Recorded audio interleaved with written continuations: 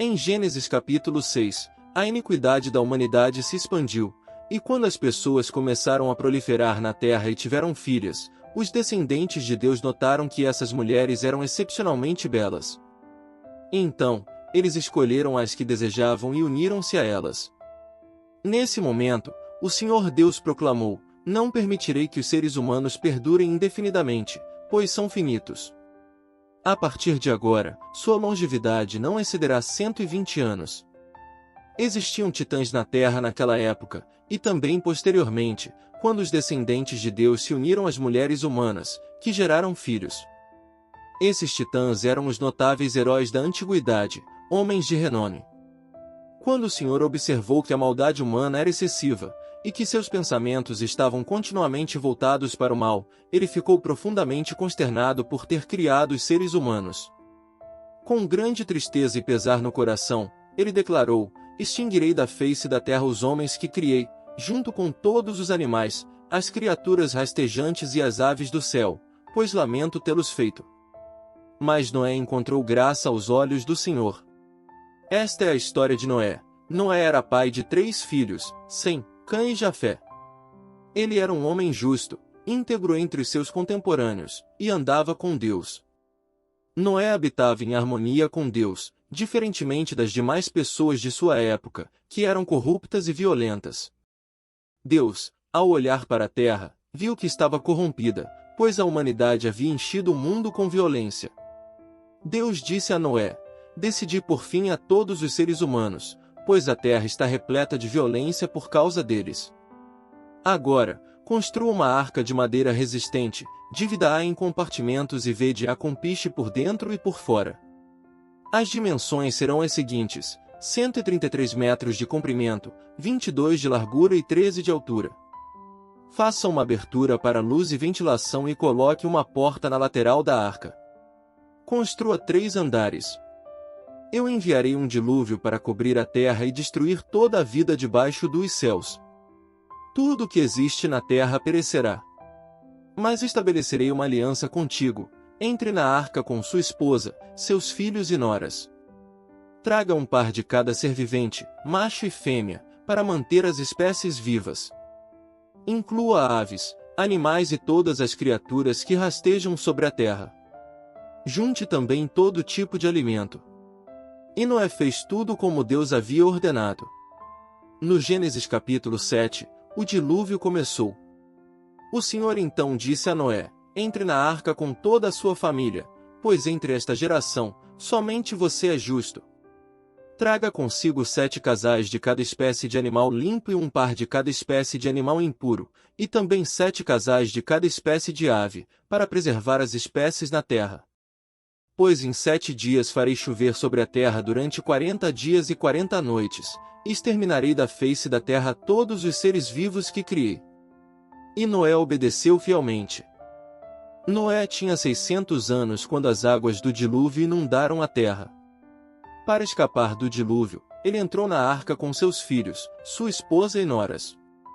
Todos os tipos de animais, puros e impuros, os que se arrastam pelo solo e as aves, entraram na arca com Noé, aos pares, conforme Deus havia ordenado. Após 7 dias, as águas do dilúvio inundaram a terra. Na época, Noé tinha 600 anos. No 17º dia do 2º mês, todas as fontes do grande abismo se romperam e as comportas dos céus se abriram, e chuva torrencial desceu sobre a terra por 40 dias e noites.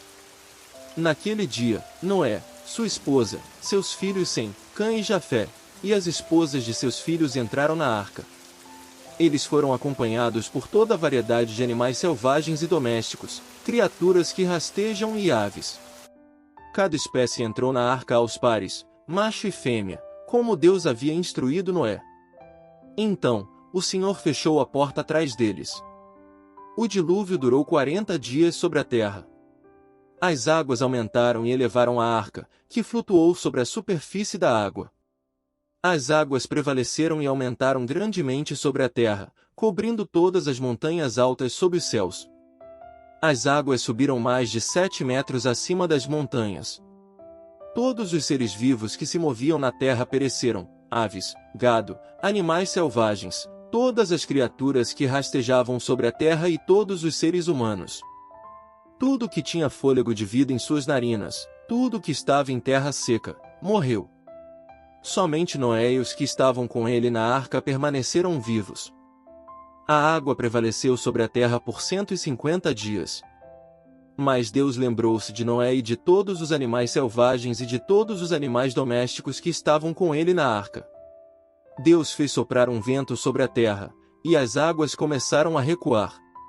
As fontes do abismo e as comportas dos céus foram fechadas, e a chuva dos céus foi retida. As águas recuaram gradualmente da terra. No final de 150 dias, as águas tinham diminuído.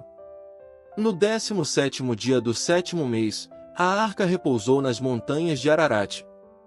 As águas continuaram a diminuir até o 10º mês, e no primeiro dia do 10º mês, os topos das montanhas se tornaram visíveis. Após 40 dias, Noé abriu a janela que havia feito na arca e soltou um corvo, que voou para cá e para lá até que as águas secaram da terra. Ele também soltou uma pomba para ver se as águas haviam diminuído na superfície da terra. Mas a pomba não encontrou lugar para pousar, porque havia água sobre toda a superfície da terra, então ela retornou para ele na arca.